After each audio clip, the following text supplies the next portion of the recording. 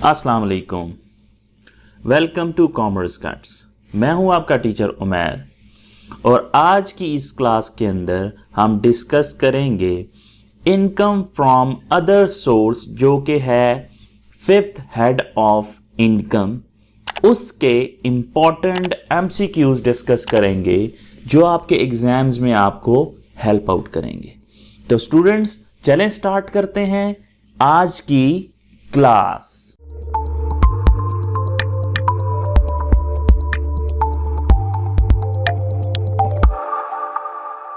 Welcome back guys. Video को start करने से पहले मैं आपको ये बता दूं कि इस वीडियो से पहले, इस लेक्चर से पहले 4 जो हैं हमारी हेड्स ऑफ इनकम के लेक्चर्स पहले अपलोड हो चुके हैं, जिसमें सैलरी, प्रॉपर्टी, बिजनेस और कैपिटल गेन है। उसके एमसीक्यूज मैंने अपलोड किए हुए हैं। अगर अभी तक आपने वो नहीं देखे तो ऊपर लिंक मौजूद है, उसको क्लिक करें, उनको पहले देखें। और ये आज हमारा फिफ्थ हेड ऑफ इनकम है, जिसके अंदर आज हम इंपॉर्टेंट एमसीक्यूज डिस्कस करेंगे इनकम फ्रॉम अदर सोर्स के। दूसरी बात, इस लेक्चर के अंदर पहले हम ये देखेंगे कि इनकम फ्रॉम अदर सोर्स क्या होता है, उसके कुछ पॉइंट्स डिस्कस करेंगे। उसके बाद हम इंपॉर्टेंट एमसीक्यूज डिस्कस करेंगे एंड पे, क्योंकि आपको पता होना चाहिए कि अदर सोर्स क्या होती है और इसके अंदर क्या क्या एलिमेंट्स हैं। और फिर हम जब एमसीक्यूज डिस्कस करेंगे तो हमें बेहतर तरीके से समझ आएगी। ठीक है, वीडियो को लाजमी लाइक कीजिएगा, चैनल को लाजमी सब्सक्राइब करिएगा। चलें अब स्टार्ट करते हैं क्लास। तो सबसे पहले हम देखते हैं कि ये जो इनकम फ्रॉम अदर सोर्स है, इनकम फ्रॉम अदर सोर्स हमें पता होना चाहिए। इसका जो सेक्शन है वो है सेक्शन 39। जो इनकम टैक्स ऑर्डिनेंस है 2001, उसके अंदर जो इनकम फ्रॉम अदर सोर्स है उसका सेक्शन 39, इसके अंदर इसको डिफाइन किया गया है। अब इनकम फ्रॉम अदर सोर्स क्या होती है ये भी हमें पता होना चाहिए। तो याद रखिएगा, इनकम फ्रॉम अदर सोर्स होती क्या है। इनकम फ्रॉम अदर सोर्स क्या होती है? वो इनकम, देखें, एक पर्सन की इनकम के बहुत से सोर्सेज हो सकते हैं। कोई बंदा किसी जगह जॉब करता है, वहां से तनख्वाह ले रहा है। एक बंदा उसके पास एक घर है, उसने किराए पे दिया हुआ है। कोई बंदा जो है वो उसने एक शॉप खोली हुई है, ठीक है, उसके अंदर वो कपड़ा वगैरह बेचता है, उसका बिजनेस भी हो सकता है। किसी बंदे ने शेयर्स वगैरह ख़रीदे हुए हैं, उनको ख़रीदता है, बेचता है, उस पर प्रॉफिट कमाता है, जिसको हम कैपिटल गेन कहेंगे, वो भी कर सकता है। तो अब सोर्सेज तो बहुत हैं। इनकम फ्रॉम अदर सोर्स क्या है? याद रखिएगा, 5 हेड्स ऑफ इनकम है, जिसमें पहला है सैलरी, दूसरा है प्रॉपर्टी, तीसरा है कैपिटल गेन बिजनेस, चौथा है कैपिटल गेन और पांचवा है हमारे पास अदर सोर्स। वो इनकम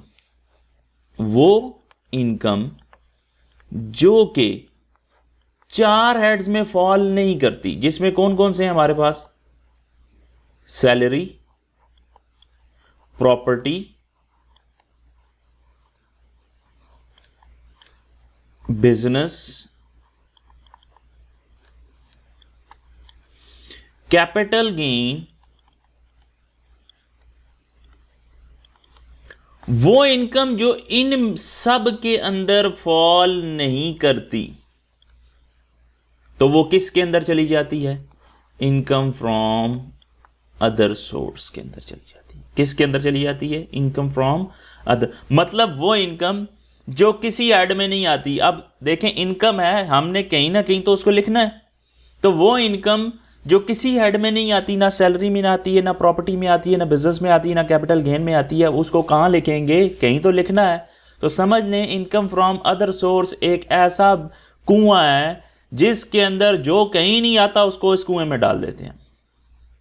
ठीक है, और इसको कौन सा सेक्शन जो इनकम टैक्स ऑर्डिनेंस का है वो डील करता है, हमने डिस्कस किया, वो सेक्शन है 39, जिसके अंदर इसकी तमाम ट्रीटमेंट मौजूद है। हम इसकी डेफिनेशन देख लेते हैं। सबसे पहले इनकम फ्रॉम अदर सोर्स क्या होती है? इनकम फ्रॉम अदर सोर्स को डिफाइन किया गया है सेक्शन 39 के अंदर। कहता है section 39 of income tax ordinance 2001 deals with the fifth and last head of income. तो जो लास्ट हेड ऑफ इनकम है उसको कौन सा सेक्शन डील करता है? वो हमारा सेक्शन है इनकम फ्रॉम अदर सोर्स। कहता है head of the fifth and the last head of income from the other source. कहता है any income receive from other sources is chargeable to tax under this head. वो income जो other source से है, वो कौन से अदर सोर्स हैं यहाँ पे?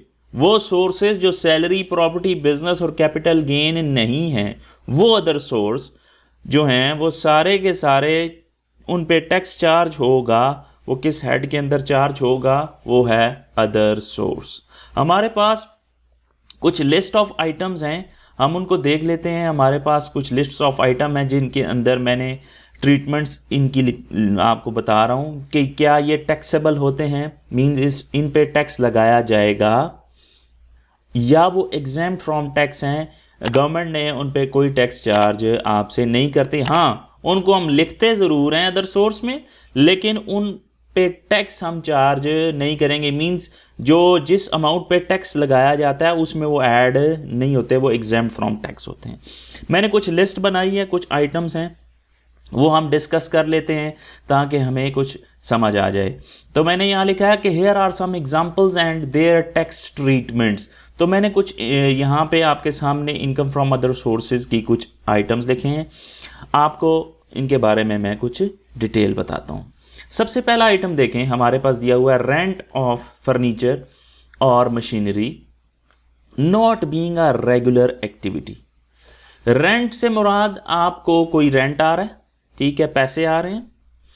फर्नीचर और मशीनरी मींस कोई बंदा ऐसा है जो रेंट पे देता है फर्नीचर को भी और मशीनरी को भी। फर्नीचर जैसे रेंट पे, मैं कैटरिंग वाली बात करता हूँ।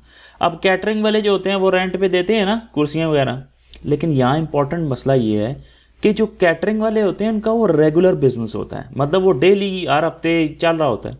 यहाँ मैंने हाईलाइटेड पॉइंट लिखा हुआ है not being a regular activity. मतलब मैं एग्जांपल देता हूँ, मैं ये कहता हूँ फॉर एग्जांपल हमारे मोहल्ले में एक शादी का फंक्शन था, तो उनको चाहिए प्लेटें या कुर्सियाँ वगैरह चाहिए।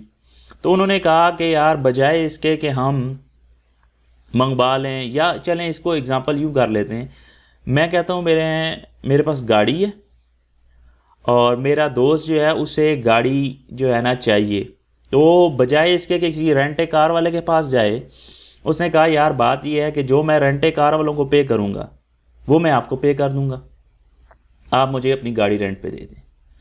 अब मैंने उसको गाड़ी रेंट पे दे दी, फॉर एग्जांपल 2000 रुपये रेंट है। मैंने उसको कहा ठीक है जी 2000 रुपये आप ले जाओ। अब उसने एक दिन यूज़ की, मुझे गाड़ी आके वापस कर दी। ये गाड़ी मेरी अपनी यूज़ के लिए है, पर्सनल यूज़ के लिए, तो मेरा बिजनेस नहीं है रेंटे कार का। तब मुझे ये बात बताएं आप कि मैंने रेंट से 2000 कमाया, क्या ये मेरी इनकम है या नहीं है? बिल्कुल है। अब सवाल ये पैदा होता है क्या ये मेरी इनकम फ्रॉम सैलरी है? आप कहेंगे सैलरी कैसे होगी, आप जॉब थोड़ी कर रहे हैं, तो ये सैलरी भी नहीं हो सकती। प्रॉपर्टी है, नहीं जी प्रॉपर्टी कैसे हो सकती, प्रॉपर्टी में लैंड और बिल्डिंग आता है, तो वो भी नहीं हो सकती। क्या इनकम फ्रॉम बिजनेस है?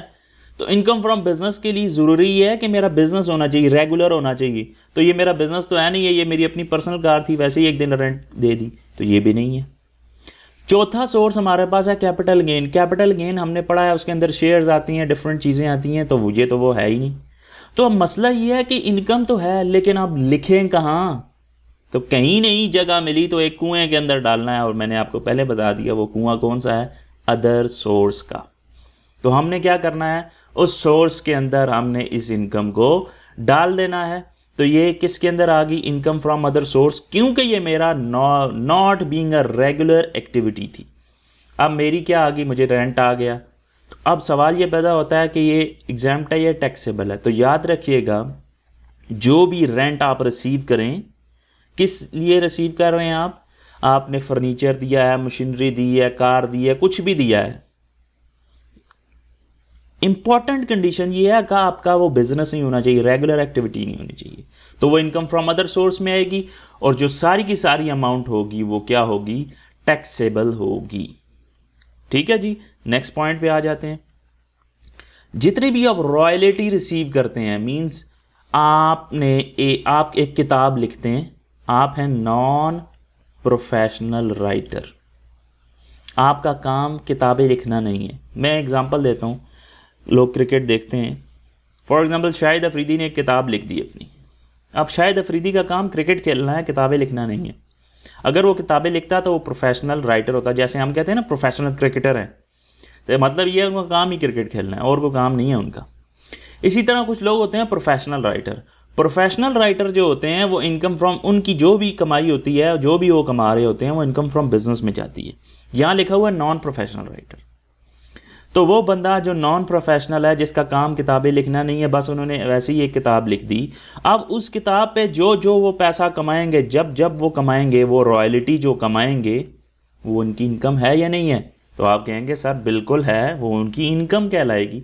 अब सवाल ये पैदा होता है वो इनकम किधर जाएगी? तो याद रखिएगा, नॉन प्रोफेशनल राइटर जो भी पैसा कमाएगा वो उसकी इनकम होगी, ना वो सैलरी है, ना वो प्रॉपर्टी है, ना वो बिजनेस है, ना वो कैपिटल गेन है। तो कहाँ है? वो अदर सोर्स है।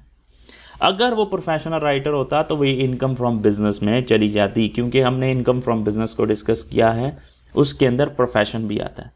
तो प्रोफेशनल जो होते हैं वो उसके अंदर चले जाएंगे, नॉन प्रोफेशनल किधर आ जाएंगे?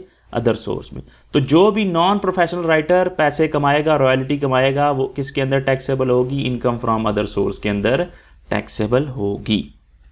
नेक्स्ट पॉइंट हम देखते हैं, कोई भी गिफ्ट है फ्रॉम फादर, मदर और एनी अदर पर्सन। जैसे मैं ये कहता हूं बर्थडे गिफ्ट है, आपको गिफ्ट्स मिलते रहते हैं ना जी, गिफ्ट है, पास हो गए जी, गिफ्ट मिल गया। अब गिफ्ट की कोई वैल्यू भी होती है कि नहीं?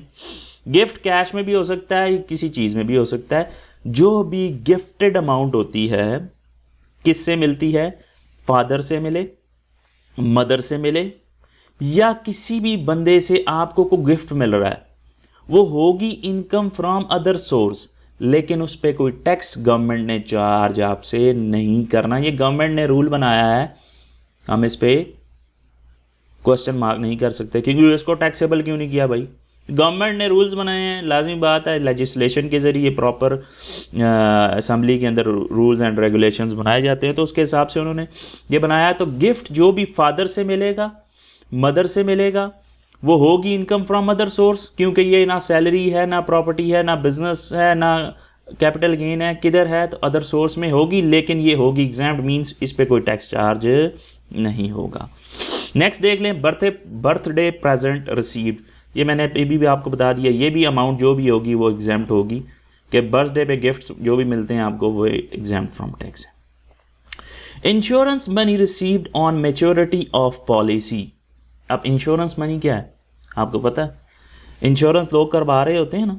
फॉर एग्जांपल एक बंदे ने कहा जी मैंने अपनी इंश्योरेंस करा ली है, 25 साल के लिए इंश्योरेंस है, और जो साल के मैंने इंश्योरेंस के पैसे देने हैं वो फॉर एग्जांपल देने हैं 1 लाख रुपए। 1 लाख रुपए एनुअली वो देता है, और 25 साल के लिए, तो 25 साल के लिए कितने बन गए ये? 25 लाख। ऐसे ही है। अब ये 25 लाख उसको मिलेंगे कब? जब इंश्योरेंस की पॉलिसी एंड होगी। अब मुझे बताओ, ये जो पैसे थे ये किसके थे? ये आपके ही थे, आपने ही कमाए थे, आपने ही इंश्योरेंस वालों को दिए थे अपनी सेविंग्स के तौर पे, ठीक है। इंश्योरेंस वाले लाजमी बात है आपको 25 लाख तो नहीं देंगे, ज़्यादा देंगे आपको। याद रखिएगा, इंश्योरेंस मनी जो होती है, जो भी गवर्नमेंट ने यह अलाउ किया है कि बेसिकली इंश्योरेंस करने का मतलब ये है कि आप सेविंग्स कर रहे हैं, मतलब अपना पैसा इंश्योरेंस कंपनी वालों को दे रहे हैं ना, तो पैसा सेव हो रहा है। याद रखिए, क्या गवर्नमेंट उस काम को प्रमोट करती है, ठीक है, उस पर टैक्स नहीं चार्ज करती जिसमें गवर्नमेंट की बेहतरी हो। देखें, गवर्नमेंट मुल्क में खर्चे करने से मुल्क की तरक्की होगी, या सेविंग्स करने से, इन्वेस्टमेंट्स करने से तरक्की होगी? तो आप कहेंगे सर खर्चे करने से तो तरक्की होने से रही, इन्वेस्टमेंट्स करने से हो सकती है, सेविंग्स करने से हो सकती है। तो बेसिकली अगर आप पैसा सेव कर रहे हैं तो अल्टीमेटली आप गवर्नमेंट को हेल्प कर रहे हैं, किसमें? मुल्क की तरक्की में। तो कोई बंदा ऐसा कोई काम कर रहा हो जिसमें गवर्नमेंट को आप हेल्प आउट कर रहे हो, तो गवर्नमेंट आपसे चार्ज नहीं करती टैक्स, ठीक है। तो इंश्योरेंस मनी जो भी आपको रिसीव होगी, मेच्योरिटी ऑफ द पॉलिसी का मतलब ये है कि जब पॉलिसी 25 साल की थी वो एंड हो गई, उसके बाद जो पैसा मिलेगा वो सारे का सारा एग्जेम्प्ट फ्रॉम टैक्स होगा, उस पर गवर्नमेंट आपसे चार्ज नहीं करती। वजह मैंने आपको बता दी, गवर्नमेंट के लिए आप उसको हेल्प आउट कर रहे हैं एज अ सेविंग के तौर पर, तो जो अमाउंट होगी वो एग्जेम्प्ट फ्रॉम टैक्स होगी। नेक्स्ट लिखा हुआ है जी, कैश अवार्ड और medal receive from president of Pakistan. यहां इंपॉर्टेंट बात है, देखें एक बंदा है, उसने गोल्ड मेडल ले लिया, या उसको को साथ में 25-30 हज़ार रुपया कैश मिला, लैपटॉप मिला, जो भी। अब जो भी कैश अवार्ड हो या मेडल वगैरह मिल रहे हैं आपको, उनकी कोई वैल्यू होती है। अगर वो प्रेसिडेंट ऑफ पाकिस्तान से मिल रहा है वो इनकम फ्रॉम अदर सोर्स, क्योंकि ना सैलरी में आती है, ना प्रॉपर्टी में, ना बिजनेस में, ना कैपिटल गेन, है अदर सोर्स। लेकिन इसमें दो चीजें हैं, अगर प्रेसिडेंट देगा तो एग्जेम्प्ट है, प्रेसिडेंट के अलावा किसी और सरकारी ओहदे के बंदे ने आपको अगर कोई कैश दी या मेडल वगैरह दिया, जो भी उसकी मालियत होगी वो सारी की सारी टैक्सेबल होगी। तो यहां आपने एक रूल याद रखना है। क्या रूल है? प्रेसिडेंट से आया तो एग्जेम्प्ट, प्रेसिडेंट के अलावा किसी और बंदे से आएगा तो वो क्या होगा? टैक्सेबल होगा। लिहाजा आप देखें, कैश अवार्ड और medal receive from president of Pakistan exempt, लेकिन अगर फ्रॉम अदर देन प्रेसिडेंट क्या होगा? टैक्सेबल। मतलब प्रेसिडेंट के अलावा कोई बंदा आपको कोई मेडल दे रहा है, कोई कैश दे रहा है, अवार्ड दे रहा है, तो जो अमाउंट होगी वो सारी की सारी अमाउंट टैक्सेबल होगी, उस पे आपको छूट नहीं मिलेगी। तो यहां ये कंडीशन है, ठीक है जी। नेक्स्ट चलते हैं, gain on sale of residential furniture या पर्सनल कार।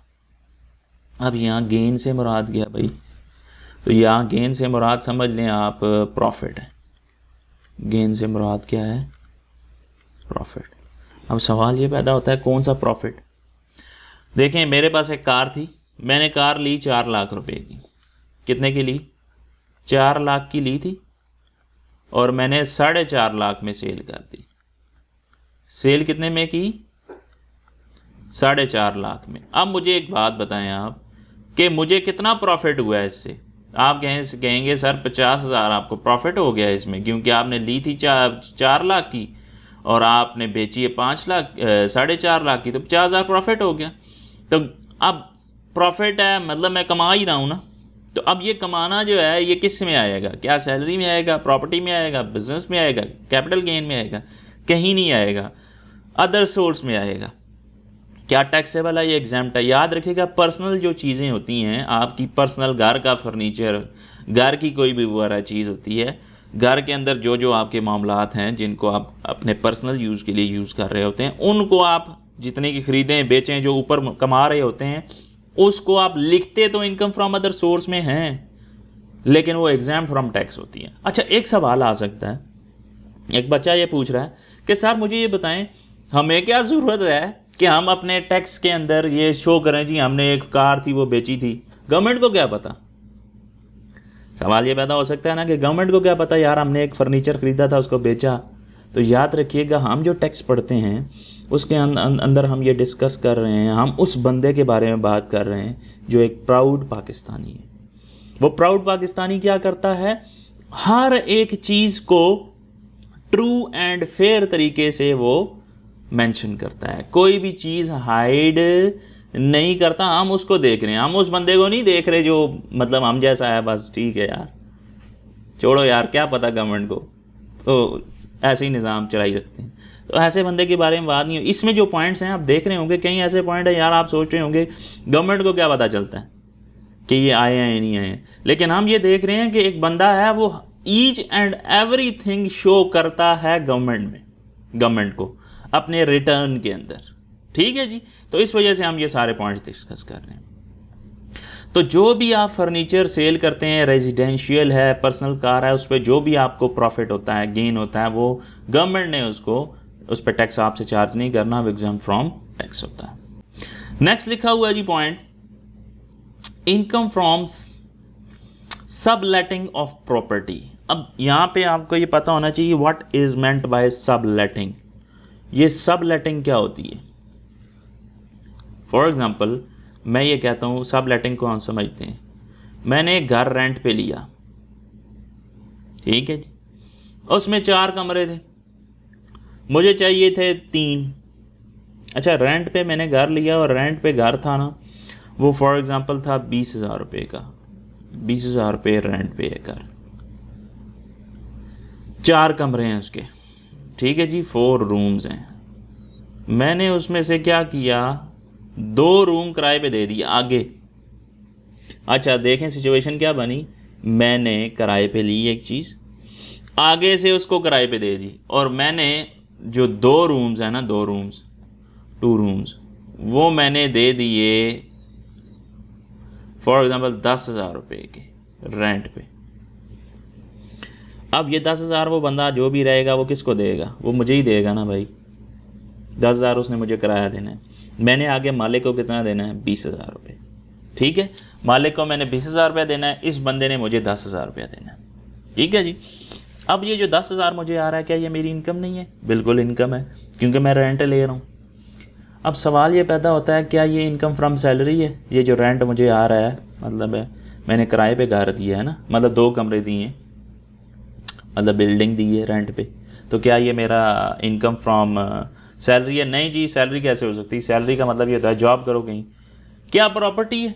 तो इनकम फ्रॉम प्रॉपर्टी में रूल आपको पता हो, इनकम फ्रॉम प्रॉपर्टी होती है लैंड और बिल्डिंग से आने वाला रेंट। यहाँ क्योंकि घर है तो बिल्डिंग है ना, तो बिल्डिंग से आने वाला रेंट है, तो क्या ये इनकम फ्रॉम प्रॉपर्टी है? नहीं। उसकी वजह क्या है? क्योंकि आप ऑनर नहीं है उसके। मैंने आपको इनकम फ्रॉम प्रॉपर्टी में ये बात समझाई थी, इनकम फ्रॉम प्रॉपर्टी के लिए ज़रूरी है हो रेंट, लैंड और बिल्डिंग से आए, लेकिन मसला ये है कि ऑनर भी आप हों और आपको वो पैसे हैं, तब वो इनकम फ्रॉम प्रॉपर्टी होगी। तो यहाँ सिचुएशन क्या बन गई, आपने एक चीज़ किराए पे दी, उसको आगे किराए पे दे दिया और उससे पैसे कमा रहे हैं, जिसका मतलब ना प्रॉपर्टी है, ना सैलरी है, ना बिजनेस है, ना कैपिटल गेन है, तो क्या है? अदर सोर्स है। सवाल ये पैदा होता है क्या है? एग्जाम्प्ट है, टैक्सेबल है। तो याद रखिएगा, सब लेटिंग का मतलब ये है कि आपने एक चीज़ लेट की, मीन्स उधार पे ली, ठीक है, उसको आगे से फिर उधार पे दे दिया, मीन्स सब लेटिंग। आप समझ आ गई सब लेटिंग का मतलब क्या? उधार पे लेकर आगे किसी को उधार पे देकर उससे पैसे कमाना, ये सब लेटिंग कहलाता है। अब सब लेटिंग कोई भी बिल्डिंग हो सकती है, कुछ भी हो सकता है, मशीन भी आप ले सकते हैं किसी से और आगे किराए पे दे दें, ठीक है जी। तो इस तरह है सब लेटिंग ऑफ प्रॉपर्टी। तो जो भी इससे आप पैसा कमाएंगे, गवर्नमेंट आपसे इस पे टैक्स चार्ज करेगा और सारी की सारी अमाउंट क्या होगी? टैक्सेबल होगी। बात समझ आ गई? Ground rent received, ground rent से मुराद क्या है? फॉर एग्जांपल एक बंदा है, वो ये कहता है कि एक बिल्डिंग है, मैं कहता हूँ फॉर एग्जांपल जी मेरे पास एक ज़मीन है, पैसे कोई नहीं है मेरे पास बिल्डिंग बनाने के लिए, ठीक है जी। तो हुआ ये कि एक मेरा दोस्त था, उसने कहा ठीक है यार उमर भाई ऐसे करते हैं कि मैं पैसे लगा कर यहाँ ये जो आपकी जगह है ना, इस पर हम एक बिल्डिंग खड़ी करते हैं और उस बिल्डिंग को किराए पे लगा देंगे। अब ज़मीन तो पहले भी थी ना, क्या मुझे उसका किराया मिल रहा था? कोई भी नहीं मिल रहा था, कुछ भी नहीं मिल रहा था। अब हुआ ये कि उस दोस्त ने मेरे ये कहा कि हम ऐसा करते हैं, इस पे प्लाज़ा बनाते हैं और प्लाज़े में शॉप्स वगैरह बना के रेंट पे दे देंगे।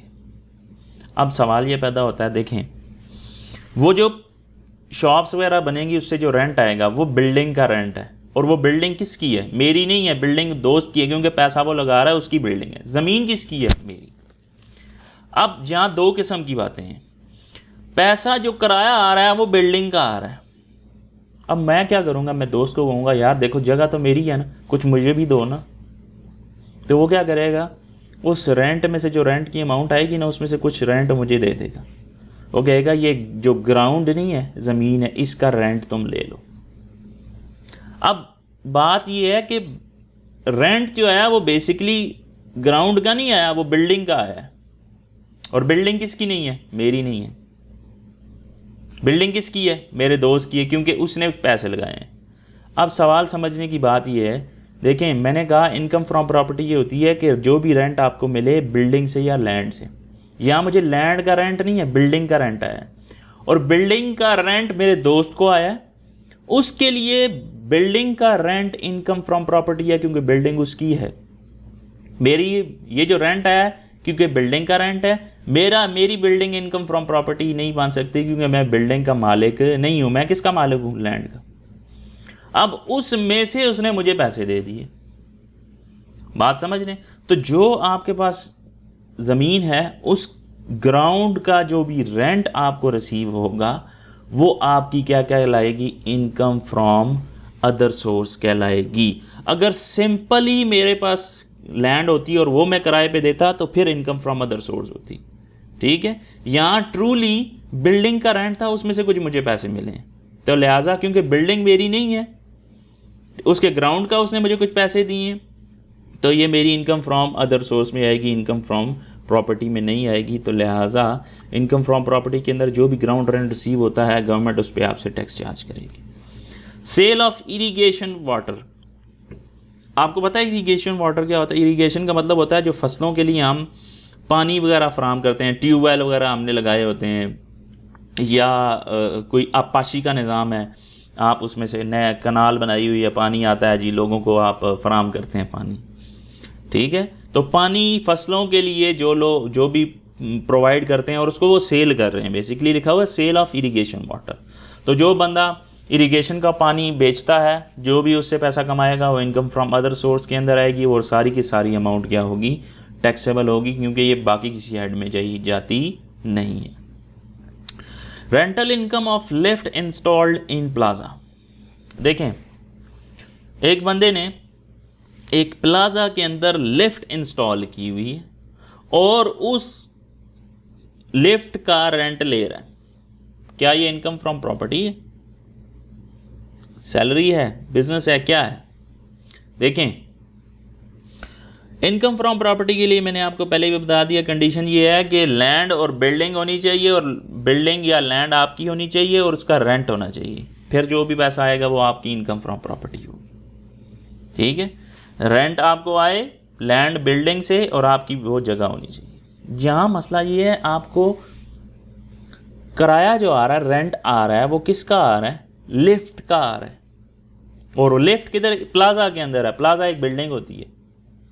अब क्या ये इनकम फ्रॉम प्रॉपर्टी है? आप कहेंगे नहीं, क्योंकि इनकम फ्रॉम प्रॉपर्टी ये होती है कि सिर्फ लैंड और सिर्फ बिल्डिंग का किराया, यहाँ लिफ्ट का किराया है, तो लिफ्ट का किराया इनकम फ्रॉम प्रॉपर्टी भी नहीं हो सकता, ना बिजनेस हो सकता है, ना कैपिटल गेन हो सकता है, ना सैलरी हो सकता है। किधर आएगा? अदर सोर्स में, और वो क्या होगा? टैक्सेबल। ठीक है जी।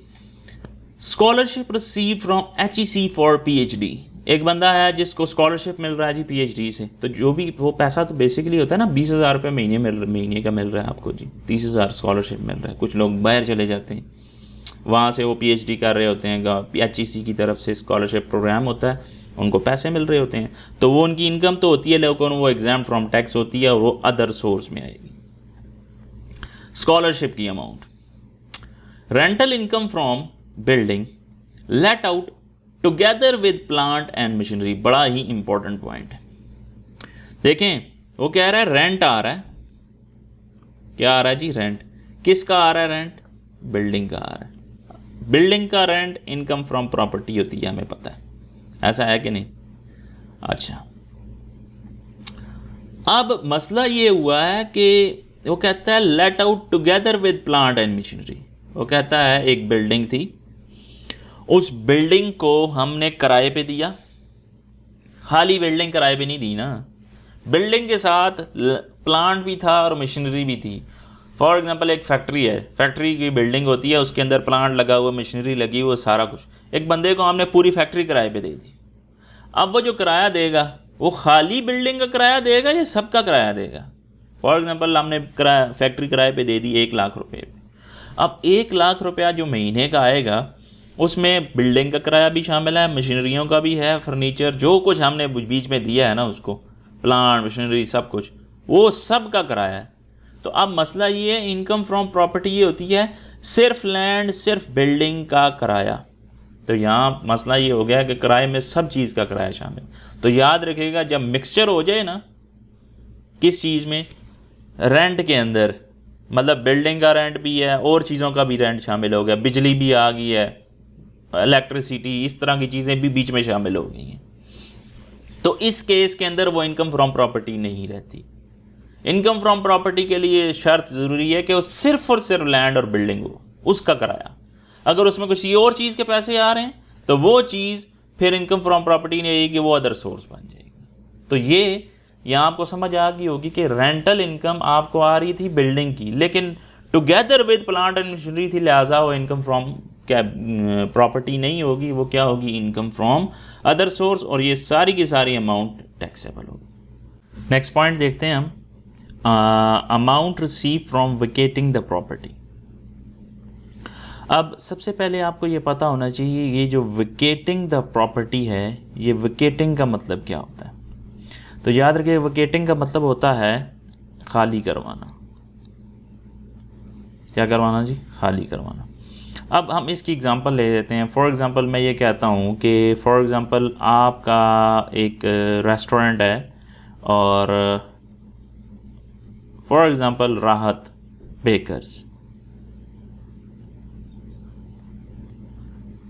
आप यहाँ पे पिछले 25 साल से एक जगह थी, एक बिल्डिंग थी, आपने वहाँ पे ये राहत बेकर्स ओपन किया हुआ है। उस लोकेलिटी के अंदर जितने लोग रहते हैं ना, उन सबको पता है जी फलां बिल्डिंग के अंदर राहत बेकर्स है, और वो बिल्डिंग किराए पे थी। अचानक से मालिक मकान को पता नहीं क्या हुआ, उसने कहा जी बिल्डिंग खाली करें।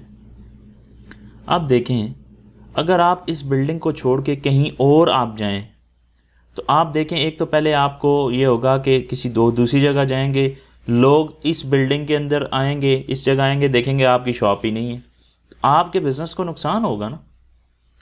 तो होता ये है कि जो मालिक मकान होता है वो जगह खाली करवाने पे हर्जाना देता है, मीन्स के जो किराएदार है वो उल्टा पैसे लेता है किससे, मालिक मकान से। उसे कहता है यार तू मुझे कह रहा है कि जगह छोड़ दो, मेरा यहाँ नुकसान होगा, मैं दूसरी जगह जाऊँगा। मीन्स के प्रॉपर्टी को विकेट करवाने पे किराएदार मालिक से पैसे लेगा कि मेरे नुकसान का हर्जाना तुम दो, मैं तो यहाँ पे हर चीज़ प्रॉपरली कर रहा था, अचानक से मैं जो है ना वो कहा कि प्रॉपर्टी को खाली करें आप।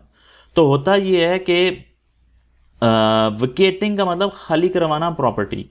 तो किराएदार ऑनर से उसकी पैसे लेगा जो हर्जाने के तौर पर, ठीक है। तो अमाउंट रिसीव्ड जो भी आप रिसीव करें, देखें फॉर एग्जांपल मैं कहता हूँ जी मैंने उसको कहा जी आप मुझे 4 लाख रुपया दें, मेरा नुकसान जो होगा वो 4 लाख रुपए का है, 4 लाख हो गया। आपने इसे से माइनस करना है क्या, अमाउंट पेड एज एडवांस। देखें जब आप किसी भी जगह जाते हैं ना तो आपको कुछ एडवांस देना होता है उस जगह के लिए कि यार दुकान किराए पे लेनी है, तो वो कहते हैं एडवांस हम आपसे इतना लेंगे। तो उस वक्त जब आपने किराए पे ली थी, फॉर एग्जांपल उस वक्त आपने 1 लाख रुपए किराया पे लिया था, मतलब एडवांस दिया था। तो अब होगा ये कि 4 लाख में से आप 1 लाख माइनस करेंगे, बाकी जो अमाउंट आएगी उसका 1/10 मीन्स 10वां हिस्सा आप अमाउंट को क्या करेंगे, टैक्सेबल करेंगे। मीन्स 1/10 है मीन्स 10%, ठीक है जी। अमाउंट का वो क्या होगा, टैक्सेबल होगा। गवर्नमेंट ने आपको कहा है कि इतनी अमाउंट जो होगी वो उस पर हम टैक्स चार्ज करेंगे। और ये जो अमाउंट है, कितनी अमाउंट वैसे आपको आई थी, 4 लाख आपने उससे लिया, 1 लाख आपने दिया था, तो 3 लाख आपने कमाया, ये आपकी इनकम फ्रॉम अदर सोर्स है। लेकिन 3 की 3 लाख रुपए टैक्सेबल नहीं होगी। अगर 3 की 3 लाख कर देंगे एक ही साल में मामला खत्म, और आपके लिए भी मुश्किल हो जाएगी। तो गवर्नमेंट ने ये कहा कि आप ऐसा करें, हमें सारी अमाउंट आपसे हम टैक्सेबल नहीं करते हैं, 10वां हिस्सा जो होगा ना उसका वो आप अमाउंट टैक्सेबल होगी। मीन्स जो 1/10 है मीन्स 10% जो अमाउंट का होगा वो आपसे टैक्स चार्ज किया जाएगा इनकम फ्रॉम अदर सोर्स के अंदर। समझ रहे हैं। नेक्स्ट पॉइंट की तरफ चलते हैं। Amount receive through inheritance by cross cheque. Inheritance का मतलब ये होता है विरासत। विरासत से जो भी आपको पैसा मिले और वो क्रॉस चेक के जरिए हो तो वो एग्जाम्प्ट होगा। Agriculture income exempt from tax होती है। पाकिस्तान के अंदर जो इनकम टैक्स ऑर्डिनेंस 2001 है उसके तहत फेडरल गवर्नमेंट आपसे कोई टैक्स चार्ज नहीं करती, किस पे? एग्रीकल्चर इनकम पे। ठीक है जी।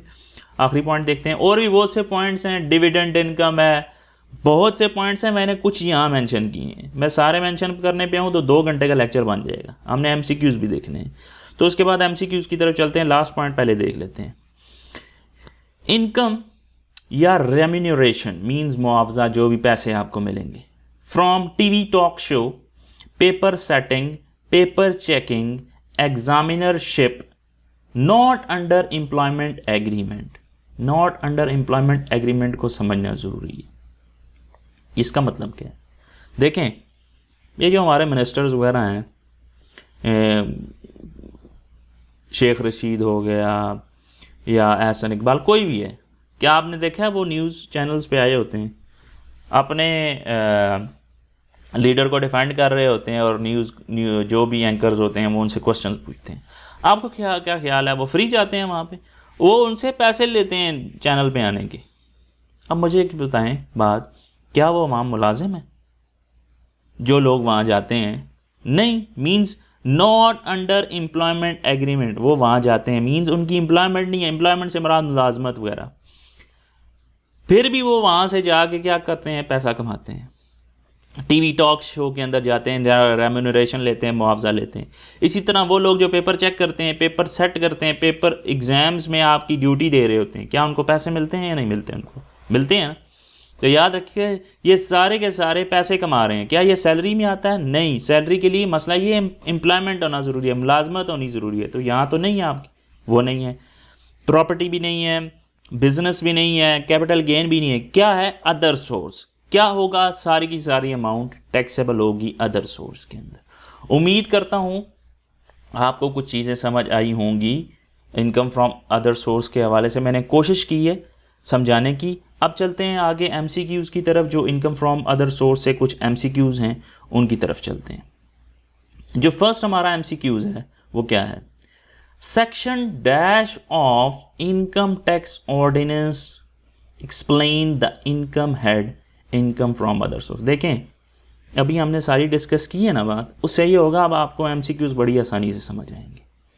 क्या है? वो कहता है कौन सा ऐसा सेक्शन है इनकम टैक्स ऑर्डिनेंस का जो ये एक्सप्लेन करता है कि इनकम फ्रॉम अदर सोर्स किस सेक्शन के अंदर है। तो मुझे बताएं, मैंने आपको पहले भी समझा दिए, आपको पता है ना सेक्शन कौन सा है इनकम फ्रॉम अदर सोर्स का?